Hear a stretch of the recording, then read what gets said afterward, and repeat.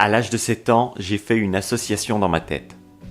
Si je faisais mes devoirs juste en rentrant de chez moi, je pouvais m'autoriser une super pâtisserie, enfin mes parents plutôt, m'autorisaient une super pâtisserie qui avait été sélectionnée tout particulièrement pour ça à la boulangerie.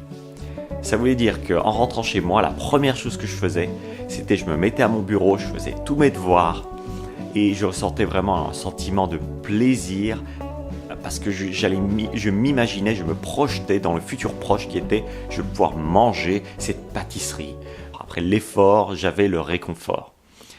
Alors, au jour d'aujourd'hui, parler de pâtisserie, de sucre, de gluten, d'huile de palme et toutes ces choses, bon, ça fait un petit peu hérisser les poils de pas mal de gens.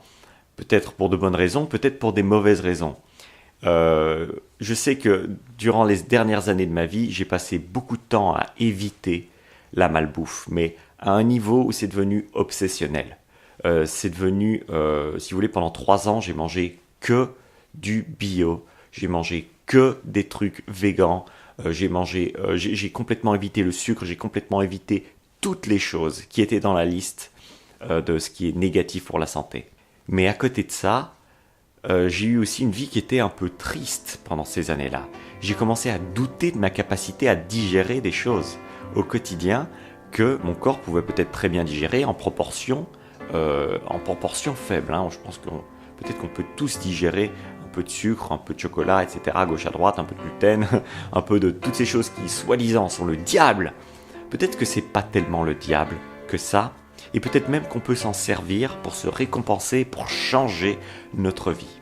C'était pas excellent pour le corps, on est d'accord, mais il ne change pas le fait qu'on peut, j'en suis convaincu, j'en suis la preuve d'ailleurs, on peut se récompenser avec des choses qui sont pas terribles pour débloquer des situations qui, si on ne prend pas action rapidement, vont devenir bien pires que le fait de manger un croissant, vont devenir bien pires que le fait de s'autoriser un achat compulsif par-ci, par-là. Alors, pourquoi est-ce que je vous ai parlé de tout ça ? L'idée, c'est pas de raconter ma vie.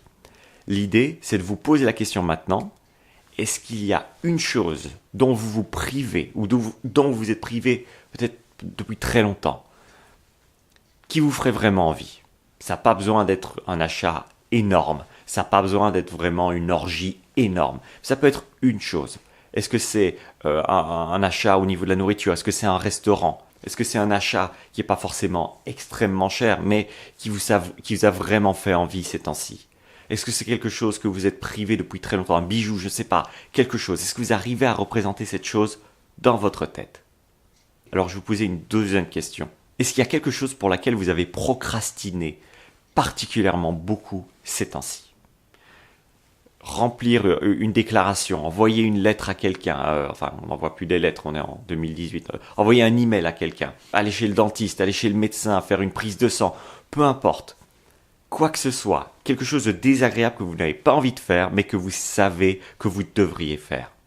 Et ensuite, une fois que vous avez répondu à ces 2 questions, la chose qui vous ferait plaisir, l'activité que vous n'avez pas envie de faire et pour laquelle vous procrastinez, moi, je vous pose la question, est-ce qu'il n'y a pas moyen de faire quelque chose avec ces 2 choses-là ? Est-ce qu'il n'y a pas moyen de, juste après avoir fait la chose désagréable, vous récompenser avec cette chose qui vous fait vraiment envie ?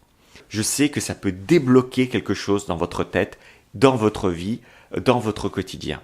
Est-ce qu'au final, la vie, c'est pas ça ? C'est trouver un équilibre entre le bien et le mal, entre les récompenses et les efforts. Vous savez, moi, je suis persuadé que le stress, c'est beaucoup ne pas faire ce que notre corps nous dit qu'on devrait faire. C'est beaucoup ça le stress, c'est l'accumulation des choses qu'on a laissées un petit peu pourrir au quotidien et qu'une partie de nous sait très bien qu'on devrait faire, mais on se retrouve bloqué parce qu'on a une certaine peur, on a une certaine appréhension par rapport à cette chose et le temps passe et donc la peur augmente et l'appréhension augmente et la procrastination nous fait nous sentir encore plus mal, ce qui nous fait avoir encore plus peur, etc., etc. C'est un cercle vicieux. Alors pourquoi ne pas utiliser ce croissant au chocolat ou cette viennoiserie ou ce restaurant ou cette bouteille de cette très bonne bouteille de vin que vous pouvez vous offrir ou peu importe ce que c'est qui vous fait très plaisir pour débloquer cette situation. Vous allez vous rendre compte que peut-être que dans le mauvais qu'il y avait dans cette récompense, il y avait un peu de bon parce que ça peut vous faire bouger votre derrière pour vous mobiliser sur quelque chose qui a besoin de votre attention maintenant.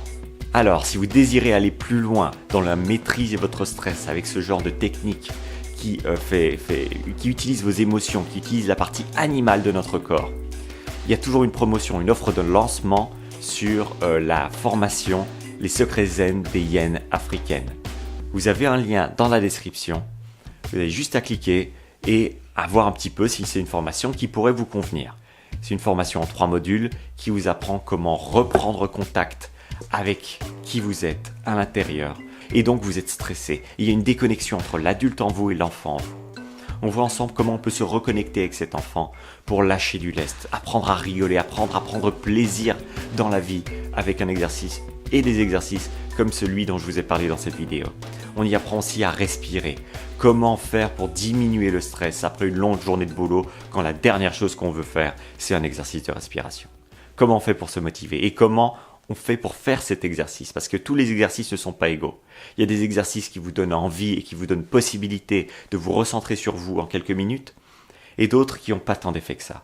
Tout ça, c'est prouvé par des études. C'est pas pour rien que je parle beaucoup de neurosciences sur cette chaîne.